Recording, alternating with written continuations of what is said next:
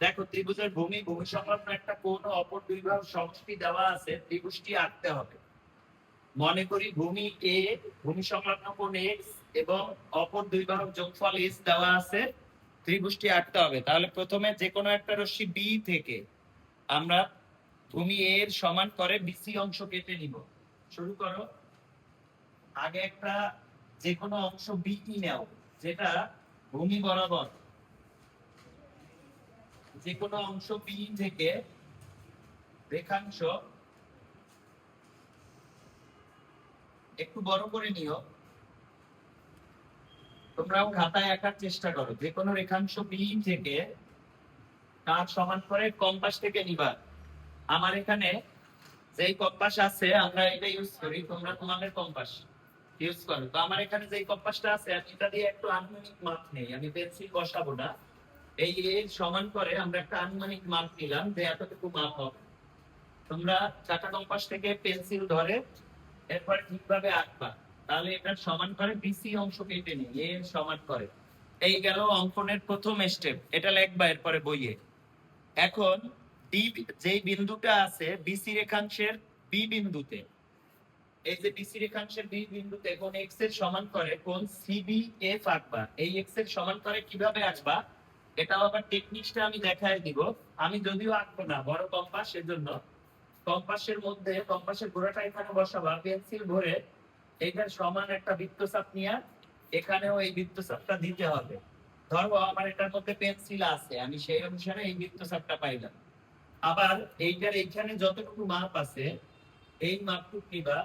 এই যে এইভাবে এই মাপটা কেটে নিয়ে এখানে একটা এই যে কেটে নিচের দাগ দিতে হবে, কারণ অঙ্কনের চিহ্ন কি লেখা আছে, অঙ্কনের চিহ্ন আবশ্যক।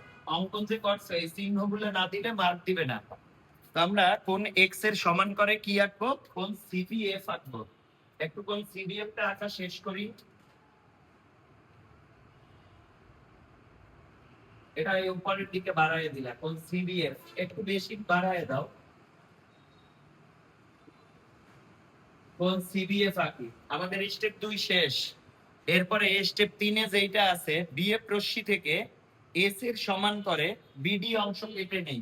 এই যে বিএফ রশ্মি এটা থেকে এস এর সমান করে অন্য দুই বাহুর যে সমষ্টি তার সমান করে। এখানেও চিহ্ন আবশ্যক। কিভাবে করবা, কম্পাস এই গোড়ায় বসাবা আর এখানে পেন্সিলের মাথা থাকবে। এইটা এই যে নীলা এটা সমান করে এখান থেকে একটা বৃত্তচাপ কেটে নিবা। অঙ্কনের চিহ্ন কিন্তু আবশ্যক, চিহ্ন দিতে হবে এভাবে। তাহলে এটা বিডি অংশ কেটে নেই, কার সমান করে এস, অপর দুই বাহুর সমষ্টির সমান করে বিডি অংশ কেটে নেই। এরপরে যেই কাজটা করবা সি আর ডি যোগ করে দিবা। দেখো সি আর ডি কোথায় আছে, এইখানে আছে সি বিন্দু, এইখানে আছে ডি বিন্দু।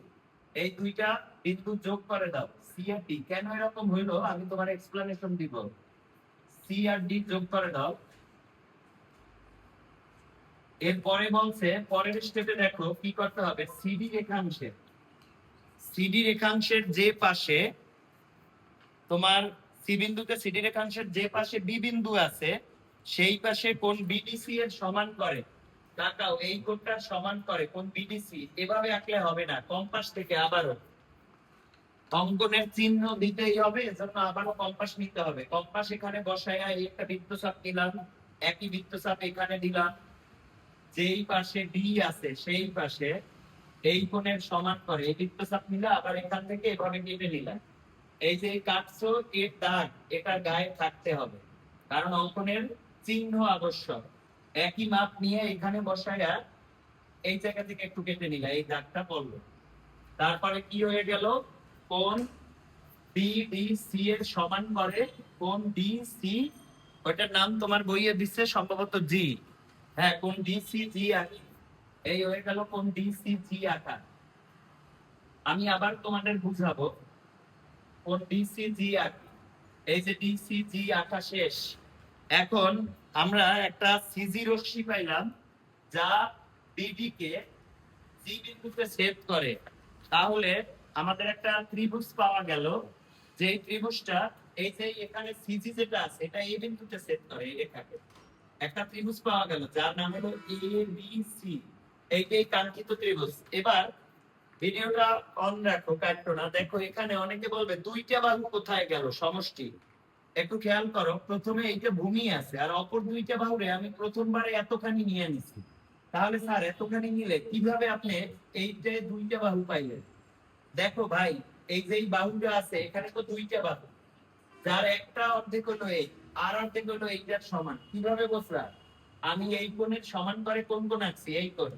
আমরা জানি ত্রিভুজের যদি দুইটা কোণ পরস্পর সমান হয় তাহলে তার সংশ্লিষ্ট বাহু দুইটিও কেমন সমান। তাহলে এই কোণ আর এই কোণ তো সমান করে আঁকলাম, অর্থাৎ এই বাহুটার সমানই হলো এই বাহুটা। এক কথায় বলতে গেলে আমরা দুইটা বাহু এখানে নিছি, নিয়ে এরপর এই মাথা থেকে এখান থেকে একটু ভেঙে এভাবে এখানে এনে মিলায় ত্রিভুজটা বানাইছি। আর এই যে এই অংশটা ভেঙে এখানে আনছি, এর জন্য এই কোণের সমান করে এখানে একটা কোণ আনছি।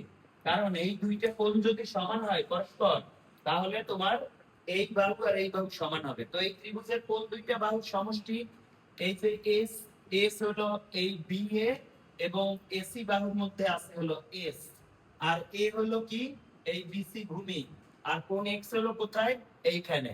আমরা ফার্স্ট থেকে আরেকবার স্টেপটা বলি। একটা ত্রিভুজের বি অংশ থেকে ভূমি এ সমান করে বিসি অংশ কেটে নেই। এরপরে বিসি অংশের বি বিন্দুতে কোণ এক্স এর সমান করে কোণ সিবিএফ আঁকি। এবার যেই কাজটা করছি, বিএফ থেকে আমরা একটা ভূমি এস এর সরি দুইটা বাহুর সমষ্টি এস এর সমান করে বিডি অংশ কেটে নিছে। এইখানেই অনেকের কোশ্চেন আছে, স্যার ত্রিভুজে তো কাটবেন দুইটা বাহু, কিন্তু এখানে কেন এত বড় করে কাটলেন? আমরা বড় করে কাটটা পরে কি করছি, বি সি আর ডি যোগ করছি, এই কোণের সমান করে এখানে একটা কোণ আঁকছি। তাহলে এই কোণ আর এই কোণ যদি সমান হয়, এখান থেকে একটা বাহু আঁকলে এই বাহু আর এই বাহুও সমান হবে। তো দেখো এই দুইটা বাহু সমান, এইটা আর এটা সমান, আর এই নিচের এইটুকু, তো এইটুকু আর এইটুকু মিলেই তো হলো কি এস। তার মানে এইটুকু আর এইটুকু মিলেও কত এস। তো এই হলো কাঙ্ক্ষিত ত্রিভুজটা।